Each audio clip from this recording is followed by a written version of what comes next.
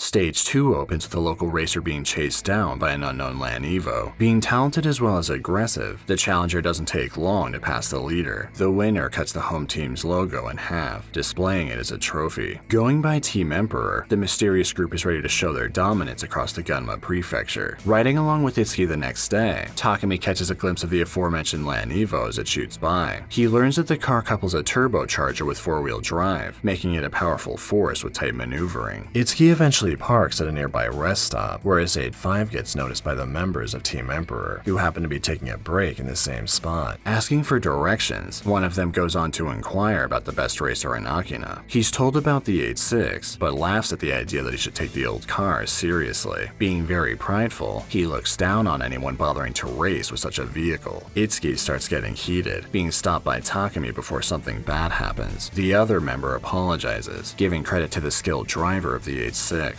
However, he shares his friend's opinion on the nature of the car. Both of them drive off, leaving the others annoyed by their arrogance. Wondering if the Trueno would be able to keep up with the Land Evo, Itsuki suggests for his friend to add a turbo of his own. Everyone else echoes the idea of improving the car in some way, but with Bunta caring about gas mileage, it's unlikely to happen. Elsewhere, the leader of Team Emperor reunites with an old acquaintance. Ryosuke wonders what he's up to, eventually learning the rather straightforward plans of the group. Being warned that the Red Suns won't give him an easy time, Kyoichi Sudo claims to have changed since their last meeting. He took an entire year to improve himself, ready to smash Ryosuke's unbeatable record. Unfortunately for him, his adversary has already been defeated by Takumi. Nevertheless, Ryosuke frees up the Akagi chorus for Team Emperor, more than ready for a rematch. Sudo remembers his encounter at the rest stop, curious about the strange 8-6 he keeps hearing about. Heading over to Miyogi Pass later that evening, Team Emperor now has their sights on the Night Kids. Lining up to start, Nakazato is taking on Seiji, the challenging group's number 2 Land Evo racer. Both cars shoot forward, with the GTR managing to take an early lead. This doesn't last for long, as Seiji's Evo 4 aggressively cuts inside. Nakazato is desperate to catch back up, as he's grown tired of his losing streak. Unfortunately, he caves under the pressure, making a costly mistake. Not paying attention, he understeers during a turn, smashing his GTR against the wall of the course. Nakazato is safe, but the race prematurely comes to a close. Receiving a massive blow to their egos, the Night Kids watch as their team name is added to the collection of losers. Heading out shortly after, Team Emperor gets ready to take on their next opponent. The Speedstars hear the news the next day, worried about the inevitable challenge at Akina. The group tries to warn Takumi that he shouldn't get involved, but having his own interest in the Land Evo, he's looking forward to the match. Overhearing the conversation, Yuichi later asks Bunta if he has any plans to make changes to the 8-6. Mentioning the need for the engine to be replaced, Bunta reveals that he's already got something new in mind. Yuichi is brought to see the item in question, shocked at the amazing find. While Bunta is looking forward to configuring the car, he's holding back until something important takes place. He knows that his son will only be able to appreciate the upgrade after hitting a skill ceiling, so he wants Takumi to experience a loss first. Forcing a lesson in humility, Bunta refuses to budge on this. Elsewhere, Team Emperor has decided on their next target, putting Takumi ahead of Ryosuke. Kyoichi volunteers his lighter Evo 3 for Akina's downhill, but Seiji thinks it's overkill for such an old car, wanting to take the challenge for himself. Concerned about the near future, Itsuki still thinks that the Trueno could use an upgrade, but Takumi thinks that the 8-6 is fine as is, preferring to focus on his own technique. He arrives home soon after, receiving a warning from Iketani that Team Emperor will be coming to Akina that same night. Sure enough, the group shows up as expected, ready to take on the course's downhill specialist. Kyoichi doesn't want to take any chances after observing the 8-6, advising a specific strategy. Unexpectedly, the countdown gets interrupted, as Team Emperor allows the weaker car to go first by default. Not questioning the way they do things, Takumi shoots forward down the pass, followed soon after by Seiji. The Evo 4 keeps up perfectly with the Trueno, leaving Seiji unimpressed with the older vehicle. The pressure gradually increases, but remembering the previous insults against his car, Takumi is determined not to make it easy for his opponent. As the race continues, Seiji gets more irritated, being unable to gain any ground on the 8-6. He's tired of being stuck in second place, especially since his powerful vehicle has no room to use its full horsepower. Done being cautious, he takes the first opportunity he can get to gain the lead. Thanks to his quick acceleration around corners, Seiji is used to his high pace being enough to leave any adversary in the dust. However, Takumi has remained on his tail the entire time. The 8-6 has better handling around tight turns, turns, utilizing this strength to keep up. Continuing to be prideful, Seiji is betting on the remaining straightaways to leave the Troina behind once and for all. Takumi still has a lot of distance to make up, ready to employ some more advanced tactics to remedy this. Unlike his previous gutter trick, this one has him catching it in the middle of a drift, launching him out of the corner at incredible speed. Hitting the other shortcuts, the 8-6 finds itself against the Evo Force bumper once again. Seiji is completely shocked by this development, dumbfounded by his opponent's tenacity. Making things worse, his tires have started to lose pressure due to him rushing ahead. Despite this advantage, Takumi is still having a hard time finding an opening, losing out to the Land Evo's capabilities. He needs an edge from the course itself, deciding to put another spin on his reliable move. Using momentum from the catch, Takumi propels the 8-6 to the inside lane before anything can be done. Seiji attempts to block his advance around the next turn, but his car refuses, as the front tires have taken too much abuse. The resulting understeer becomes too much to handle, allowing Takumi to claim victory. Against all odds, the 8-6 once again came out on top. Although he managed to win, Takumi isn't satisfied with the conclusion, thinking his course knowledge gave him too much of an upper hand. Kyoichi is understandably angered by the loss, annoyed that his teammate refused to analyze the situation better. Scrapping the plan to sweep the Gunma prefecture, he now wants to defeat Ryosuke at the very least. Kyoichi takes responsibility for the team's defeat, determined to get back at the 8-6 in the near future. The next day, Takumi declares that he's done racing on Akina. He wants to branch out for more of a challenge, regardless of the danger to his winning streak. A little later, Sudo comes to the gas station to give a racing invitation. Remaining firm in his opinion, he still thinks that Takumi is better off driving a different vehicle. Kyoichi specifically wants a match at Akagi Pass, confident that he'll win. That said, he also wants to use the race as a teaching tool to show his opponent what he's missing. Takumi considers going, but decides that he shouldn't get in the middle of Team Emperor's duel with the Red Suns. That night, Bunto remarks how surprised he is at his son's continued growth, as well as the current engine's lifespan. Regardless, it's only a matter of time now, and something will give out soon enough. I'd like to pause briefly here, because this is where a certain character's activity on the sidelines finally comes to a head. I mentioned a few dates that Takumi had been on back in first stage, with the girly C's going by Natsuki Mogi. This particular character appears during the very first episode, seemingly being a stranger to Takumi. However, these two actually have a bit of history. A year prior, Takumi was in the soccer club, and Natsuki was the manager of the team. One of the older members was her boyfriend, and on a certain day in the locker room, he started saying some very demeaning things about her. Getting pissed off from listening to these remarks, Takumi beat him up, completely losing his cool. Shortly after, he left the team, but Natsuki ended up staying, going on to ignore Takumi for quite a while. She eventually starts interacting with him again in the present, making a lot of effort to get closer. It's questionable why she's so forceful, but being laid back, Takumi decides to go along with it. The two end up spending a fair amount of time together, making for good recovery periods in between various matches. At a certain point, Natsuki reveals that she found out the reason for Takumi's violence against her ex. Appreciating the gesture, she gradually ended up falling for him. Takumi isn't sure how to react, but a kiss helps him realize just how much he's enjoyed being with Natsuki. Their bond continues to grow, but second stage puts a damper on things. Coming into school one morning, Takumi finds a note in his locker containing some very strange information. Writing it off initially, he receives another message soon after. Takumi then gets 2 phone calls from a friend of Natsuki's later on, mentioning a location where his love interest is supposedly on a date. While he's finding all of this hard to believe, these encounters have been happening repeatedly since the very first episode. However, as Natsuki got closer to Takumi, she realized that she really liked him, deciding to break off for compensated dating. The next scene is where the impact and believability slightly differ. In the anime, Takumi is told that the two lovers are at a family restaurant, discovering them after he arrives on the scene. You could make the assumption that something is going on between them, but it's still only speculation and could easily be a misunderstanding. On top of that, Natsuki is only really seen driving around with them, so the rest is implied. Nevertheless, Takumi's trust has been broken, so he vents his frustration by throwing a can into the street. The manga situation is far more apparent, with certain panels showing the inside of a love hotel. Natsuki also makes it very clear what their activities are. Heading to the area in question, Takumi witnesses her riding in a car with the salaryman that was mentioned previously. A restaurant is certainly one thing, but being spotted leaving a love hotel is pretty damning evidence. Taking his drink, Takumi furiously slams it against the nearby wall. Understandably angry, he only has one thing on his mind now. He quickly makes his way over to Akagi Pass, wanting to blow off some steam with Team Emperor. During During the confrontation, Seiji notices the fierce look in Takumi's eyes, completely different from his original demeanor. Regardless, Sudo is grateful that his challenge was accepted, ready to get things going. He doesn't consider this to be an official race, as he's more interested in showing Takumi what a real car is capable of. Still, Sudo has his own questions, and the other team members don't understand why the 8-6 even bothered agreeing to such a risky battle. Either way, the match kicks off as planned, and Takumi is ready to push harder than ever before. It'll be difficult to maintain the lead though, as Sudo's misfiring system allows for focus on braking and steering, keeping the overall power in check. Minimizing flashy maneuvers, his strict adherence to basics prevents any mistakes. Kyoichi adopts a patient stance, having no issue waiting for a weakness to show itself. Feeling this intensity, Takumi knows how dangerous his opponent is. Unable to keep the pace on a flatter part of the course, he gives the Land Evo an opportunity to get side by side with him. Sudo maintains himself on the outside, utilizing this position to cut in during the next turn, taking the lead with ease. Takumi isn't shaken by this development, coming into his element now that he's the chaser. Matching the Evo 3 drift for drift, the 8-6 manages to gain some ground. Takumi uses Sudo's movements to gauge the upcoming turns, negating the disadvantage of being unfamiliar with the course. Despite his opinion on the outdated Trueno, Kyoichi is amazed by the other driver's technique. The new sense of pressure briefly causes him to doubt his strategy, but keeping a calm headspace, he remains rational with his decision-making. Approaching the final stretch, Takumi's focus reaches a new level, unleashing his car's utmost potential. He fully understands that he'll need to do everything he can to catch up, as the upcoming straightaway could be the deciding factor of the race. He continues to punch the gas, refusing to let the Evo 3 disappear into the distance. Unfortunately, the Trueno has officially reached its limit. Erupting with smoke, the engine blows out, causing the 8-6 to spin out of control. Takumi is able to guide it safely off the course, keeping himself and the vehicle intact. Stepping outside, he silently stares at the damage. Sudo gradually notices that his opponent has vanished from sight, swinging back around to check on the stranded racer. Not counting this as defeat, he suggests taking this opportunity to finally invest in a different car. Sitting alone with his thoughts for a while, Takumi eventually receives some unexpected help from an unknown tow truck. Even more surprising is that his dad is in the driver's seat. Having received multiple phone calls about his son's whereabouts during the race, Bunta had a feeling that the 8-6 wouldn't last much longer. Takumi wants to contribute towards fixing the engine, offering the money he's been saving from work. Unfortunately, his dad informs him that the unit is impossible to recover. Not wanting to accept the truth, Takumi is willing to do anything he can to save the current engine that was customized by his father. Bunta reiterates the same point, adamant that nothing can be done. Blaming himself for what happened, Takumi is assured that it wasn't his fault. It fully sinks in how important the 8-6 has become to him during the next morning. Staying home from work, he ends up missing a surprise appearance from his rival. Keisuke watched the match firsthand, making it clear that he also doesn't count what happened on Akagi Pass as an official loss. Not only that, but the Red Suns plan to get back at Team Emperor for the fallen Trueno. Itsuki decides against going to the revenge match that night, instead checking on his depressed friend. Bringing up the earlier encounter, Itsuki relays Keisuke's message, but Takumi feels that Sudo would have won regardless. Takumi accepts his defeat in stride, though he still regrets going to race while he was heated, learning a valuable lesson from the experience. Elsewhere, Team Emperor confronts their final opponent in Gunma. Having waited long enough, Sudo finally gets to have his race with Ryosuke. Kyoichi won't be pulling any punches for this battle, revealing a hidden strategy to guarantee his victory. As the drivers have equally powerful cars, the countdown proceeds as usual with the two lined up side by side. Uncharacteristically, Ryosuke takes the lead position for himself, though Sudo also decides to back away for the time being. Wanting to watch his rival's every move, Kyoichi is confident that this will allow for future openings. He recalls his initial encounter with Ryosuke a year ago, when they argued over the ability of street racers. Being told that the mountain pass is its own beast, Sudo was encouraged to prove that his circuit technique is superior in a follow-up match. He claimed that his opponent was simply borrowing a similar style, remaining steadfast in his own beliefs. In the present, Sudo pulls alongside the FC, using the powerful system of his Evo 3 to take the lead back. Kyoichi trusts in the experience and driving theory he's relentlessly polished, more than sure that it's enough to win. Observing his opponent's moves, Ryosuke fully acknowledges the Evo 3's amazing capability. However, thanks to watching the match against the 8-6, he's gained some valuable data to use against the other car. Sudo gradually becomes paranoid about Ryosuke's passive attitude, knowing it isn't a matter of if he attacks, but when. Sure enough, Ryosuke does have a plan, but he only has a single opportunity to pull it off. Entering Entering one of the final turns of the course, he springs his trap. He noticed the appearance of a certain weakness, and it's something he can take full advantage of due to his background. Making his move, Ryosuke aggressively cuts in from outside, forcing Sudo to pull back. He then floors the gas, using the inside to overtake the Land Evo. Finishing in record time, Ryosuke is victorious, giving the Red Suns their win against Team Emperor. Sudo approaches his rival after the match, demanding to know the reason for his loss. Mentioning his problem with right turns, Ryosuke explains how oncoming traffic isn't a factor for a circuit racer. Without proper exposure to the potential danger, it's impossible to get rid of those nerves. Left alone with his thoughts, Sudo humbly accepts his defeat. Takumi briefly runs into Natsuki the next morning, brushing her off as he walks by. She attempts to get his attention, but is completely shut down by her former love interest. A few days later, the other guys mention seeing the 8-6 at the previous battle, whose appearance confused a lot of people. Takumi has no idea what they're talking about, as he hasn't seen the Trueno since it broke down. They talk about the possibility of installing another engine, but Takumi still isn't keen on the idea of changing it. Elsewhere, Bunta has been testing the new 8-6 configuration for himself. While the power is definitely an improvement, another issue has cropped up as a result. The momentum is proving too much for a standard driver's seat, marking an important adjustment that still needs to be made. Regardless, Bunta is enjoying the process, determined to get all of the settings just right. Not having his car at the moment, Takumi ends up thinking more about his future, tired of dealing with school. Itsuki tells him that he'll get his wish soon enough, as graduation is just around the corner. The following day, Natsuki confronts Takumi again, wanting to know why he's been avoiding her. He reveals his familiarity with her late night activities, making it clear that he doesn't want to be involved with her anymore. Natsuki stands frozen in place after hearing this, shocked that Takumi is aware of the secret meetings. Lacking the words to save herself, all she can do is watch him walk away. Soon after, Takumi gets ready for his morning delivery, but hears a different engine running outside. To his surprise, the familiar 8-6 is waiting for him on the street. Bunta mentions the necessity of needing his son's money for repairs, telling him that he now has partial ownership of the Trueno. Sitting inside, Takumi notices a variety of changes to the interior. He attempts his usual drifting, only to be confused by how difficult it is to maneuver now. Telling the others about the new engine, he thinks there's a lot to be desired. Yuichi argues against this, but Takumi is adamant that something feels off about the unit. Calling Bunta later that day, Yuichi finds out that the engine really is underpowered. This is the only information he's able to gather though, being left in the dark by his friend for the time being. This is unfortunate for Takumi, as he ends up struggling with the 8-6 for days, still unable to get a handle on the new system. Hearing a rumor, the Takahashi brothers head to Akagi Pass to see if the 8-6 is back in action. They manage to catch a glimpse of it shooting by, immediately picking up on the untapped potential waiting to be unlocked. Back at home, Takumi confesses that he's having trouble mastering this version of the Trueno. However, rather than giving up, he's been using trial and error to work his way towards a solution. Bunta is glad to hear about this approach, knowing it'll help in the long run. Hiding a secret, he's once again employed a special training regimen for his son. During the following night, the mysterious owner of the other 8-6 challenges the Red Suns to a race, but gets refused outright. He thinks it's because of his vehicle, but Keisuke informs him that this isn't the case, stating the ironclad rule of their team. Keisuke also mentions that Gunma's 8-6 has never officially lost a match, leaving the visitor with that. Not taking no for an answer, the stranger chases the two cars down. Watching him approach, Keisuke decides to indulge the challenger for a little while. He's initially surprised by the car's speed, though it doesn't take long before he realizes that this 8-6 is using a turbo. With the opponent managing to keep control despite the intense power, Keisuke understands just how capable this driver is. The duo gradually gets more serious, but neither is aware that another car has crashed further down the course. Barely able to see it in time, both of them dodge the wreck, ending the race prematurely. Wanting a rematch in the near future, the visitor drives off into the night. Going back a bit, Itsuki notices the unfamiliar 8-6 while walking through town. He takes a minute to check out the souped-up interior, going on to be confronted by the apparent owner of the car. The two get into an argument, resulting in Itsuki retreating from the encounter. A few days after this event, he comes across the same girl in a local market area. Overhearing that she's short on cash, Itsuki helps her out with the change. She's very grateful for the donation, insisting on repaying him no matter what. Apologizing for before, she chats with her savior for a bit, leading to Itsuki learning that the car he admired belongs to her older brother. They then properly introduce themselves, with Itsuki being amazed that a small act of kindness resulted in a new friend. Meeting with her later on, he discovers that Kazumi recently graduated, but but she's also currently struggling to find decent work. She really looks up to her brother, mentioning how skilled of a racer he is in the Saitama area. Going by Wataru, he takes the time to check up on his sister, though this provides the added bonus of being able to challenge the local Gunma drivers, which he proceeds to do with Keisuke. Wataru later stops by the gas station, curious about the famous Trueno that hasn't lost a match. Amazingly, the person he's looking for just so happens to be best friends with Itsuki. He's extremely grateful for the chance to talk with a fellow 8-6 racer, arranging a meeting for that night. Agreeing to see him, Takumi is only going there on friendly terms. Having spent another full week practicing, he still hasn't made any significant progress, putting a race out of the question. Wataru gets curious about the supposedly weak engine, interested in taking a look for himself. Shocked at what he finds, he becomes agitated that Takumi isn't aware of what incredible system he's got. Claiming that this new unit is made for professional racing, Wataru is offended that it was hidden from him. Both drivers get more heated, resulting in Kazumi slapping her brother, not wanting him to ruin what she managed to build for herself. Saddened by the turn of events, Wataru quietly gets in his car and leaves the trio behind. Following suit, Takumi decides to head out as well. Kazumi apologizes for acting so rashly, but Itsuki doesn't blame her for what she did. Elsewhere, Wataru thinks about his sister, glad that she started to get situated if nothing else. Hearing another engine from behind, he's surprised to see the other 8-6 pull up next to him. Takumi is looking to get some decent information, as he honestly wants to know what it is he's been missing all this time. After finding out that Takumi's dad procured the unit, Wataru is dumbfounded to learn that the man doesn't work with racing, but with tofu. He watches from the passenger seat of the Trueno, immediately noticing the car's problem. Apparently, the tachometer's display doesn't go high enough, and the engine's full potential can be unlocked with a simple replacement. Bunta made it so that his son would avoid over-revving the engine, only giving him partial access to the new power of the 8-6. Feeling that the other driver is still lacking something crucial, Wataru wants to race him now more than ever. While he may not have all of the pieces, Takumi did manage to gain some extremely valuable insight. Wataru realizes just how shaken he is by Takumi's talent after their encounter. He wants to affirm his own ability, knowing how important this upcoming match will be for him as a racer. The next day, Kazumi comes to the gas station, telling her friend that she'll wait for him until his shift is over. Itsuki realizes something is wrong, leaving work early to drive the two of them elsewhere. Talking about the future, Kazumi is ready to find herself, and both parties are grateful to have each other for support. Having problems with her live-in job, Kazumi doesn't want to go back, so Itsuki declares that he'll stay with her as long as she wants. He states how learning to drive could open more doors in his companion's life, encouraging her to get a license. The two of them enjoy their time together, eventually falling asleep in the 8-5. With this experience fresh in his mind, Itsuki is optimistic about the future, as everything seems to be going quite well for him. However, the party is about to end, as Takumi gets a phone call shortly after from Wataru. As it stands, Kazumi's aunt runs the inn that she works at, reporting the previous absence to her family. Wataru was aggravated that his sister isn't taking work seriously, so he plans to bring her back home to Saitama the next day. Requesting a race that same night, he wants to settle things once and for all. Meeting Iketani at the gas station, Takumi asks for help installing a new tachometer. Iketani is willing to do this, though he questions if it's fine to move forward without Bunta's permission. Takumi knows his father would be against it, but he still wants to see if what Wataru said was true. Agreeing to buy the other tachometer as soon as possible, Iketani learns that a high rev unit is unfortunately hard to come by. Yuichi wonders if his mechanic friend might have one, so he decides to get in contact with him. To his surprise, he discovers that Bunta had already ordered everything in advance to get the 8-6 racing fit. Rushing out of school, Takumi runs home to grab the vehicle in question. He quickly brings it to the gas station, getting educated on how to install the new meters. The job manages to get finished, but Takumi still doesn't know the exact limits of the engine. Before any information can be gathered, Wataru shows up to verify the challenge. He sees that the car has been properly modified, going on to ask Takumi where he'd like to race. The two agree on a location, prompting Wataru to take his leave. For the first time, Takumi feels a bit nervous about the race, so he asks Itsuki to come along. Returning home before the match, Takumi hopes that his father will give him the final piece of information that he needs. He isn't sure if he'll get it though, with Bunta seemingly annoyed that his son went behind his back. However, as his dad turns around, he tells Takumi the monstrous limit of the new engine, wishing him luck with the battle. Finally revealing which course he chose, Takumi decided on Shomaru Pass in the unfamiliar area of Saitama. The 8-6 gradually arrives at the scene, and Itsuki is surprised to see Kazumi present as well. Just before the race, Wataru went to her workplace to scold her for being absent. He's aware that she's become more determined lately, so he wanted to give her the chance to convince their parents that she's serious about staying in Gunma. Choosing a nearby site with a bus stop, Wataru alludes that the two racers might not make it back to give them a ride. He makes it a point to mention the narrow roads, so they decide to use the same pursuit rules as Usui Pass, but here, they'll be going both ways. Thanks to his match against the Sill Lady, Takumi is now familiar with this setup. Kazumi clarifies just how dangerous this particular road can be, hoping for the best as the drivers head out. Reaching the course, Wataru flashes his hazard lights, signaling the start of the battle. With the first stretch being uphill, Takumi is shocked at the new engine's power, using it to stay right behind Wataru. The high rev unit allows for constant speed regardless of steep inclines, transforming the Trueno into a completely different beast. Taking pride in his Levin, Wataru is determined to have the winning 8-6, no matter what it takes. Takumi maintains a good pace for a while, but gets caught off guard by a sudden road sign. Not expecting the lane to get even narrower, he hits a dirt mound that nearly sends him into a guardrail. If it wasn't clear before, it's now extremely apparent how treacherous this rundown course can be. Both cars eventually make it to the end of the first lap, changing positions for Takumi to start in front. Staying vigilant from behind, Wataru was looking forward to observing how his opponent handles the pressure of being in front. Coming back the other way, Takumi becomes fully aware of a number of disadvantages, involving his unfamiliarity with the new engine, as well as the course itself. There's also the fact that the corners are far less accommodating than usual, sealing off his complete range of movement. That said, as he continues the race, Takumi makes an important discovery. Previously, the engine power wasn't sufficient enough to turn at his usual pace. He now realizes that as he increases the speed, the suspension adapts more efficiently. Thanks to his dad's previous training, Takumi now understands how to keep control. Watching this development from behind, Wataru knows that he won't be able to drive passively for much longer. He matches Takumi's high RPM limit with his turbocharger, and he couldn't be happier finding such a great adversary. Finishing up the second lap, Wataru signals the start of the third, taking over as leader. Both drivers are doing well, but endurance is now the main focus, and the one who can't maintain their concentration will lose. Noticing more intensity from the other racer, Takumi knows he can't drop his guard for a second. He gradually feels his own sense of pride swell up, wanting his vehicle to come out on top. This is nearly robbed from him, as a straight dirt patch again pushes the Trueno towards the edge of the course. Regaining himself, Takumi is worried that his focus is beginning to slip. Adding more tension, he realizes that the prolonged race has taken a toll on his back tires. This loss of traction and speed might make it impossible to pull out a victory. Then again, Wataru hasn't gotten away, as he's dealing with the same issue. Completing the third lap, Takumi takes the lead position for the fourth. He's plenty familiar with the pass at this point, but something else starts to click. Unexpectedly, the lack of grip goes from being a detriment to an advantage. Takumi is now able to drift more easily, making the Trueno feel exactly like it used to. Combining the engine's new power with this renewed sense of movement, he's fully unlocked the potential of the revived 8-6. Moving into the fifth lap, Wataru takes control of the lead once more. The Levin does its best to keep the pace, but the Trueno has started taking the corners at full speed. Wataru notices the difference, but remains confident that he can't lose while in front. On the defensive, he plans to wait until Takumi's focus breaks. Both cars approach the dirt mound they've passed multiple times, and Wataru assumes nothing will change here. However, Takumi heads inside, noticing the subtle shift in terrain. Wataru watches in shock as the Trueno pulls alongside him. Punching the gas, Takumi launches his 8-6 away from the dirt, landing ahead of his opponent. Wataru is amazed by Takumi's wild moves and attention to detail, knowing that the race is over. If we compare this to the manga, there's a slightly different conclusion that's equally risky. This time around, there's no dirt mound, but Takumi still gets up close to Wataru. The drivers have absolutely zero room for error, and any minutely wrong move would easily result in a collision, or worse. Much like the anime,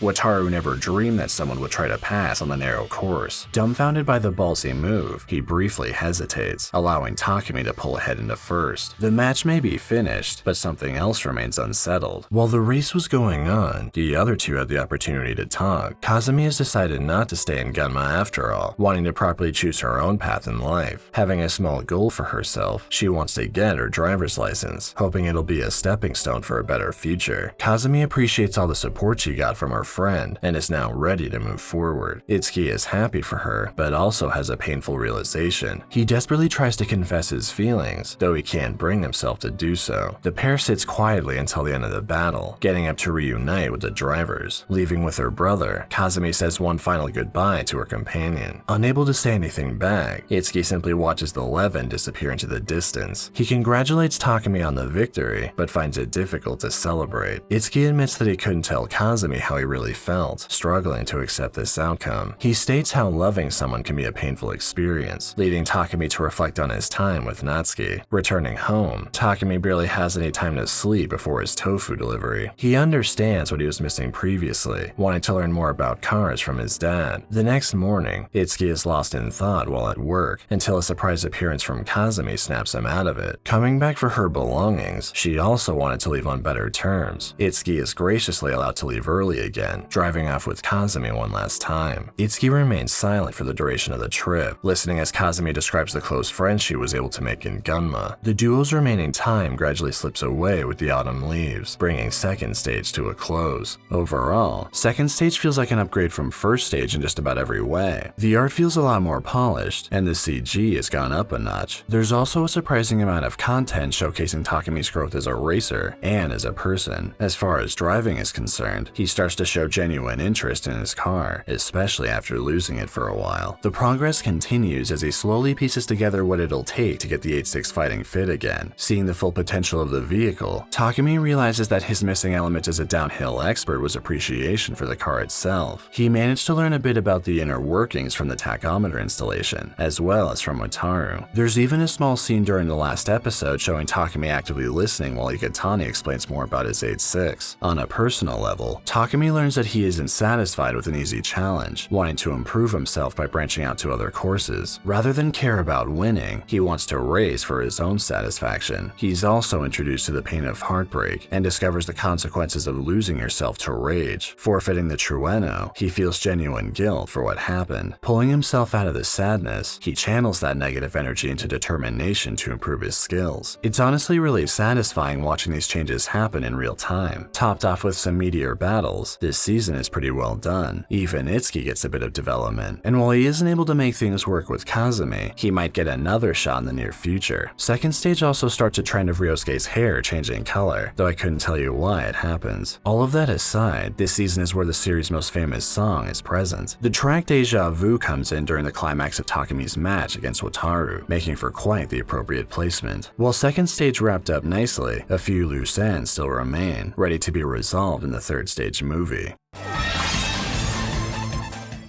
Following the conclusion of second stage, Takumi has resumed his usual deliveries. He's now far more comfortable in the 8-6, surprising Itsuki with his positive comments. Satisfied with the performance of his newly transformed vehicle, Takumi couldn't be any more proud as the owner. Watching him from nearby, Natsuki keeps her distance. Despite what happened between them, her demeanor is surprisingly cheery. Shifting over to the gas station, Takumi is curious where Iketani's knowledge about cars came from. He's told that it's the result of personal interest, with his friend learning more about the interior as time went on. Thinking more about his recent experience with the tachometer, Takumi has come to realize that true speed comes from fully understanding the makeup of your vehicle. As the group recalls the matches from first stage, they're interrupted by an appearance from Ryosuke Takahashi. Having something to discuss with Takumi, he wants to meet elsewhere after the shift is over. He goes on to talk about the formation of an all-star racing team, whose purpose would be dominating Japan's underground scene. The group would create an unforgettable story, then retire as the best of the best. Having work obligations in the near future, Ryosuke only has one shot to make this plan successful. Cutting right to the chase, he wants Takumi to be one of the elite members of the crew. Ryosuke tells him that despite the ability he's witnessed, it's only a matter of time until it gets outdone. Echoing the sentiment from earlier, he declares that improving overall proficiency will be necessary to advance to the next level. He claims that Takumi is similar to Keisuke, and he wants to help unlock their full potential. Leaving it at that for now, Ryosuke takes off, hoping for the best. Itsuki gets told the news the next day, absolutely dumbfounded that his friend is even thinking about refusing. Explaining the reason for his hesitation, Takumi isn't sure if he's worthy of being on the team due to his inexperience. Before deciding on anything, he has another matter to attend to. Takumi is looking to settle the score with Sudo, hoping Ryosuke can give him the information he needs to make this happen. Asked where the rematch is going to be, he plans to go straight to the Lion's Den. Heading to the city of Nikko, Takumi is ready to confront his old rival. He gets his first glance at Aroha Slope after arriving, noting the unique layout of the route. Various members of Team Emperor recognize the familiar 8-6, reporting the appearance directly to Sudo. As the vehicle approaches, Kyoichi notices the subtle change in its acoustics. Ryosuke goes on to talk about the engine that Bunta procured, fully aware of where it came from. Mentioning an old touring racing crew known as Group A, he has a good idea of not only the type of unit it is, but just how much power it's capable of. Finding a new home in the 8-6, the engine is a monster that can dish out a fight. The car's overall speed is definitely improved, though its handling is where the real strength lies. Back at the course, Sudo isn't exactly satisfied with his opponent's vehicle of choice. Takumi remains confident in the 8-6, stating that things will be different this time. Kyoichi decides to let it slide, determined to bring the previous race to a definitive end. This match on Aroha Slope will consist of a single downhill lap, with the finish line being past a stretch of bridges. If Takumi wants to win, he'll have to maintain the lead the entire time, otherwise it's an automatic loss. Surprised by these conditions, he's essentially told to deal with it, not having a choice in the matter. Given the signal to start, Takumi punches the gas, followed close behind by Sudo. It doesn't take long for Kyoichi to notice the difference in his opponent's performance, but he isn't worried in the slightest. Both cars match each other move for move, keeping the pace in spite of some incredibly tight curves. Expecting a favorable change in terrain, Sudo patiently waits for his chance to strike, knowing the incoming trap will allow him to pass with ease. Reaching the first bridge, he unleashes the full potential of his powerful engine. Sudo puts the Evo 3's horsepower to good use, applying massive pressure from behind. Crossing the second bridge, he allows Takumi to play it safe on the inside. Knowing better, Kyoichi sneaks into the outside, ready for the twist. The third bridge flips the layout, giving him the opportunity to overtake the 8-6. Expecting his opponent to back off, Sudo is shocked to see him move forward instead. As the road narrows, Takumi does everything he can to keep his car balanced, pushing its cornering to the limit. The path eventually reverses the lane order, preventing Kyoichi from making any further attempts to get ahead. After the race, he wants to know just how much confidence his adversary had, especially with how tight the finale was. Takumi does his best to explain the sense he has for driving, to the point of him knowing exactly how he should direct his vehicle. This adaptability is a powerful skill, allowing him to take chances that others wouldn't. Satisfied with the outcome, Sudo finally acknowledges the 8-6, even going as far as praising it. Takumi may have won, but he still feels that he wasn't completely successful due to the race conditions. On the other hand, Kyoichi can tell that he was outmatched, not questioning this for a second. With his new career underway, Takumi mentions how being out late may end up becoming more regular. Bunta more or less expected this development, being fine with it as long as the usual deliveries continue. On the way down the pass, Takumi is surprised to find Keisuke waiting for him. Unlike their encounter in first stage, this meeting is far more cordial, as the two discuss the recent matchup. Keisuke then reiterates the small window they have for the racing expedition, expressing how serious he is about the journey. He knows that the program will make them both incredible drivers, putting off their rematch until after they become legends. Saying goodbye to his future teammate, Keisuke makes a stylish exit. Heading to his job later on, Takumi catches a glimpse of Natsuki working in a fast food restaurant. He recalls all the time they spent together, but does his best not to linger in the past. Over at the gas station, a newcomer inquires about Takumi, going by Kogashiwa. He's told that the person in question hasn't arrived yet, so he decides to leave for the time being. Curious about the familiar sounding surname, Yuichi wonders if the customer knows an old acquaintance, surprised to learn that he's the son of that very man. It turns out that this goes all the way back to his own time racing on different courses, eventually leading him to the original Kogashiwa. Bunta was the man's biggest rival, but after being soundly defeated, Kogashiwa disappeared from the underground scene without a trace. Assuming a challenge is coming, Ikitani briefs Takumi on the new vehicle, describing the advantages of the mid-engine car. Interrupting this rundown, the current-gen Kogashiwa reappears. He heard the news about the recent match, annoyed that he wasn't the one to take out Sudo. As expected, he wants revenge on the 8-6, determined to win back the victory that was stolen from him. Taking this in stride, Takumi calmly accepts the challenge. Planning a match for the near future, he assures his adversary that things will be settled soon. Coming home, Takumi is taken aback when his dad mentions the opponent he's supposed to race. Bunta received this information earlier in the day, as the older Kogashiwa gave him a surprise phone call. Takumi isn't planning on backing down, but he receives some unexpected discouragement. Elsewhere, Kai brings up the encounter he had to his father, who's already been anticipating this moment. The old man has no doubt been planning for years, ready to give his son the tools tools he needs to win. Back at school, Natsuki directly confronts Takumi, hoping he'll listen to what she has to say. He unfortunately isn't willing to accommodate this request, stating that he's too busy to see her. Having his mind on the current matchup, Takumi decides that the best course of action is to deal with it as soon as possible. Asked about his arrangement with the All-Star team, he wants to give things more thought before committing to the cause. The Takahashi brothers know exactly what they want to get out of the project, but Takumi is still trying to nail down his own conviction. Getting ready to head back to Aroha Slope, Takumi receives a tip from his dad at the last minute. Bunta claims that the third bridge is where the race will be decided, going on to say that his son will be in the losing position by then. Up to this point, Takumi's father has been relatively indifferent on the outcomes of each match. This time is different, because Bunta's history is coming back to bite him indirectly. Despite his stoic appearance, he has pride in Takumi, hoping that he'll manage to win. Similarly, Kogashiwa's dad is confident that his son has the means to achieve victory. Told to allow the 8-6 to pull ahead, Kai isn't receptive to this idea in the slightest. He's then informed about a special path, but it's a risky gamble that may end up damaging his car if it goes wrong. His father insists, revealing the conditions for success. Kai may have his reservations, but given his expertise with the course, he knows he can handle the unique approach. He also has far more experience with driving in general thanks to his upbringing, learning to handle a variety of vehicles throughout his adolescence. Confronting Team Emperor, Kai informs them of the match that's about to take place. Sudo has no issues with this, interested in seeing who the better racer is. Following Takumi's arrival, Kai gives the same rundown as the previous opponent, but this time, both cars will start side by side. The countdown commences, and surprisingly, the 8-6 takes the lead right out the gate. While it happened a bit sooner than expected, this head start puts Kai exactly where he wants to be. That said, an X factor will make things more unpredictable, as nature may end up interfering at the wrong time. Takumi takes this into account, drifting through the leaves on purpose to slide more easily. Nearing the midway point, he starts to feel uneasy, expecting something to shift. Running out of patience, Kogashiwa follows the secret line of the course, making an extremely tight turn through a corner. Much like the gutter trick on Akina Pass, this is a stunt that only a local driver could perform. Kai is armed with the knowledge he needs to safely utilize this shortcut, taking full advantage. Watching him do it a second time, Takumi gets increasingly nervous about the outcome of the race. That said, he continues to analyze the technique, as there are still multiple turns remaining. Takumi knows that he can't pull any punches, so he does the unthinkable. Matching the same line, he attempts the trick for himself, nailing it on the first try. Kai may have sprung the trap too early, but he's far from shaken, pushing himself even harder. Takumi is determined, but he isn't sure if it's possible to take the lead back. Recalling the rest of his dad's earlier advice, he remembers that the current season has its own edge. Everything will depend on how Takumi handles himself on the first two bridges. He can catch up, but after that, it'll be a coin toss on the final bridge. Regrettably, Takumi isn't quite sure what to look for, and with one corner remaining, he doesn't have long to figure it out. Thankfully, during his next drift, he puts the pieces together, creating a new type of gutter trick. Takumi grips the edge of the road with his tires. This allows him to make up the distance that he lost, entering the last stretch alongside his opponent. Crossing the second bridge side by side, both cars have zero margin for error. Rocketing forward, they launch through the air at ridiculous speed. The two gradually come back down, but not before noticing a nasty pitfall. The inside lane is covered in leaves, causing Kogashiwa to spin out upon landing. Takumi manages to keep his cool, skillfully maneuvering past the other vehicle. Unfortunately for Kai, nature wasn't kind to the local racer. He doesn't completely blame the leaves though, as his choice of car isn't the best when it comes to recovery. Either way, he's grateful to his adversary, knowing the outcome could have been much worse. Satisfied with the match, Kai is hoping they can meet up again in the future. The days continue to pass, with winter now in full swing. Takumi doesn't have a lot of time left before joining the adult world, and he hasn't thought much about his future. Itsuki decides to keep things simple, wanting to be stable with the job he already has. Finishing for the day, Takumi surprisingly picks up Natsuki after her shift. Deciding to hear her out, he's caught off guard when her previous relationship is brought up. Natsuki knows that he still has feelings for her, very much aware that it's her fault she's been ignored. Takumi wants to say something, though he decides against it after glancing over. Natsuki makes it clear that she wants to go back to how things were, but she's refused instantly. Despite this, she keeps pushing, determined to make the relationship work. She's then asked why Takumi is the one she's focused on, given that she could easily have anyone else. Telling him the expected answer, Natsuki puts her feelings out in the open. Her affection seems to some somewhat resonate with Takumi, ending the confrontation on a more hopeful note. Takumi continues to think about his future path, being encouraged by his father to pursue whatever he'd like. On the night of Christmas Eve, the guys decide to celebrate their own way, but Takumi refuses, not having the funds to go anywhere. Elsewhere, Natsuki buys a cake to share with Takumi, planning to surprise him after hearing about his lack of holiday spirit. She unfortunately arrives at his place too early, being told that he's still at his job. Offering some hospitality, Bunta invites her to wait inside in the meantime. Natsuki quickly makes herself at home, to the point of decorating for the occasion. Explaining her situation, she wants to do everything she can to make up for what happened. Bunta reassures her that things may not be as bad as they seem, stating that his son can be too headstrong for his own good at times. Gradually arriving home, Takumi gets surprised by the festive atmosphere. Reminding him of his earlier words, Natsuki does her best to create a warm environment. The party eventually comes to a close, prompting Takumi to drive his guests back to her place. On the way, the two talk about their plans after graduation, with Natsuki wanting to make a positive change in her life by aiming for a university education. Itsuki's future becomes far more secure, as his request for full-time employment has been officially accepted. Over at Natsuki's job, her manager is grateful for all the time she's been putting in. Thanks to her background with compensated dating, she's now gained an understanding of the labor that comes with earning a wage. By pure chance, Natsuki's ex-boyfriend Miki shows up to the restaurant. Just as a quick reminder, he's the guy that Takumi punched all the way back in first stage. It doesn't take long before Natsuki gets hit on, but she isn't interested in the slightest. Unfortunately, her hand gets forced as the visitor starts to make a scene, so she agrees to meet with him after work. Miki continues to make moves on his ex-girlfriend, wondering if she's currently seeing anyone. Confirming that she isn't, he's hoping they can indulge themselves like they did in the past. Telling him to stop the car, Natsuki shuts down his advances, stating that she has someone else she's interested in. Miki doesn't take kindly to this news, punching the gas to prevent her from leaving. Natsuki unexpectedly finds herself in a dangerous situation, hoping she can manage to call someone before it's too late. Over at the gas station, Takumi gets invited over to Itsuki's place to hang out. Along the way, he changes his mind, wanting to head home for various reasons. Natsuki does her best not to draw attention to herself, dialing Takumi's number in secret. Being unable to reach him, she's stuck dealing with her ex-boyfriend's persistent approach. She keeps refusing him, but this only serves to escalate things to physical violence. Claiming that she's different now, Natsuki ends up pushing her assailant too far. Doing what she can to protect herself, she desperately tries calling Takumi once more. She manages to break free for the time being, running away as her phone rings. The person she's been waiting for finally arrives home, receiving a cry for help that only lasts a few seconds. Takumi can sense that something is off, having just enough information to pinpoint where Natsuki is. Overhearing the message, Miki discovers the identity of his ex-girlfriend's love interest. Getting cocky, he assumes that Takumi can't do anything to help, especially without a vehicle. Natsuki states otherwise, being dragged away as Miki has the realization that they need to change locations. Unfortunately for him, it doesn't take long before the two cars pass each other. Spotting his target, Takumi changes course, chasing after Natsuki. Miki is confident that his four-wheel drive will guarantee escape, but his passenger knows that he's in over his head. As expected, Takumi catches up within moments. Miki can't handle the pressure, smashing into a guardrail after a bad turn. Natsuki couldn't be more grateful to Takumi for the rescue, promising to explain herself once they get some distance. She gives him the full story, though he isn't exactly thrilled about the fact that her ex was involved. Making her last stand, Natsuki decides to be open about everything. She talks about her compensated dating, regretting the job that ate away at her soul. She started working her restaurant job to try and regain that missing part of herself, hoping that Takumi would notice the effort she was putting into change. Deciding to forgive her, Takumi declares his feelings, ending the night on a high note. Immediately after this, Takumi requests for a rematch with Ryosuke. He feels that doing this will give him the answer he's looking for in regards to his next move. Met with approval, Takumi wants to use the Red Sun's home turf at Akagi Pass, even going as far as handicapping himself. This race is anime exclusive, and it actually ends before a winner is decided. The only reason it's here is for fan service, as we get shots of most of the opponents seen throughout the series. By the next scene, the senior class finally has their graduation. The new couple then shares a moment together by the lake, but it won't be long before they head their separate ways. Takumi recently accepted a nearby courier position, and Natsuki is heading to Tokyo alone. Despite her best efforts, she isn't able to convince Takumi to join her, as he has something else in mind. Having a clear direction to focus on, he's aiming to join the elite members of the racing world. Natsuki is shaken by his conviction, impressed with the scope of his dream. She realizes how grateful she is to Takumi, appreciating the time she was able to share with him. Letting the relationship go, Natsuki wishes him the best in his future endeavors. The final scene shows the major characters tackling adult life. Takumi has his new job, Itsuki is continuing his employment, and Natsuki is sticking to regular work while she's at university. Teasing future events, a few shots of Ryosuke's new team are at the end of the film. Before we move on, I'd actually like to talk about the manga for a bit. The anime did well presenting certain events, though it also leaves out some very important character moments, particularly with Natsuki. Going back to the beginning of Third Stage, we see that she's far more discouraged about her distance with Takumi. She also reflects on her actions much earlier, very much regretting her previous employment. Natsuki has no idea if it's possible to fix the tricky situation, though she currently can't bring herself to approach Takumi. Gradually, she builds up her courage enough to talk to him again. They eventually meet at school, with Takumi reacting as expected. Natsuki gets his attention with a request for help, but this is only a front for her true intentions. The same apology is given, though Takumi is far less responsive to it this time around. He goes even further at the lake, directly insulting his former love interest. Not being provoked, Natsuki attempts to downplay her activities, though given what happens in the future, it's clear that she isn't being honest. Her words might have the appearance of maturity, but they're nothing more than a shallow way of coping. Either way, she continues to be positive in regards to them getting back together. Takumi has a different mindset, maintaining his stance with a harsh refusal. Nevertheless, Natsuki is adamant that she can change his mind during the time they have before graduation. Annoyed that she didn't actually need advice, Takumi accepts an understandable reason for the deception. He receives a confession after dropping Natsuki off, feeling a bit remorseful after the way he acted. A bit later, Yuichi breaks the news that some additional help will likely join them in the near future. As it turns out, the new employee is Natsuki, taking a job at the gas station instead of working at the restaurant. Everyone is positive towards her inclusion, but a certain someone has no idea what's going on. It soon becomes apparent that Natsuki's purposely placing herself close to Takumi, knowing he can't get away as a fellow co-worker. He confronts her about the job, stating that it's too much for her to handle. Declaring that she isn't going anywhere, Natsuki drops a hint about her real motivation for taking the position. This sentiment gets lost on her stubborn companion, who's still not amused with her general behavior. Following this, there's a bit of foreshadowing as Itsuki is seen practicing his drifting on the snowy roads. Naturally, Takumi has no issues with this, doing his morning deliveries regardless of the weather. The guys have the same outing on Christmas Eve, minus the usual suspect. Natsuki also refuses the invitation for her own reasons, leaving soon after. The others assume that some funny business is going on, though Takumi quickly denies this. Natsuki has a similar conversation with Bunta, who says an interesting line about her character. Still holding on to the weight of her past, she has a hard time accepting the compliment. Putting this aside, she continues on with the celebration as planned. Natsuki's efforts are slightly more appreciated here, as she gets some comically tragic backstory on the small household's financial problems. During the ride home, both teens mention their career paths, re-establishing the fact that their time together is running out. Around New Year's, Natsuki has her realization about the workforce while talking with the other employees. Moving into February, she finally encounters Miki while heading to her job. He's not quite as forceful at this point, though he is still looking for some action. Unlike before, he actually lets Natsuki out of the car when she wants. Leaving for her shift, she makes it clear that there's someone else she's pursuing. Miki sits outside of the gas station for a while, eventually spotting Takumi about to clock in as well. Becoming suspicious, he gives Natsuki a call at work, stating that he has something important to ask her. Picking her up later that night, Miki confirms his theory. The events that follow remain the same, though after Natsuki calls for help, she gets very direct about what can end up happening. Following the rescue, Takumi is far more angry learning who the other driver was. Thankfully, he does manage to calm down after pulling over for Natsuki's sake. She completely drops the facade, admitting that the money she received from her client was more than just a simple gift. There was no love to be had from the previous relationship, only cheap pleasure that came with a paycheck. She lost an important part of herself, and working at the gas station was meant to help her recover. Unlike the anime, Takumi simply drives her back down the pass, with neither person saying anything more. However, before heading home, he wants to know if Natsuki's going to keep her job for much longer. He learns that both of them are planning to stick with it until just after graduation. Sharing his honest feelings, Takumi wants their remaining time together to be positive. Natsuki couldn't be happier, doing her best to process what she just heard. During the final meetup at the lake, Natsuki tries to convince Takumi to come with her to Tokyo, being refused once again. He doesn't tell her why right away, instead waiting for nightfall before divulging anything. Taking Natsuki to the top of Akina Pass, he reveals the dream that he wants to work towards. Takumi wants to personally show her what's most important to him, being open about his passion. Dashing forward, the 8-6 heads downhill at tremendous speed. Natsuki is initially taken aback by Takumi's intensity, though gradually, she comes to understand his feelings, glad she could share this moment with him. Reaching the bottom, Takumi mentions the invitation he received from Ryosuke, planning to take the opportunity. Trying a different approach, Natsuki pitches the idea of forgetting about university, instead opting to stay with Takumi.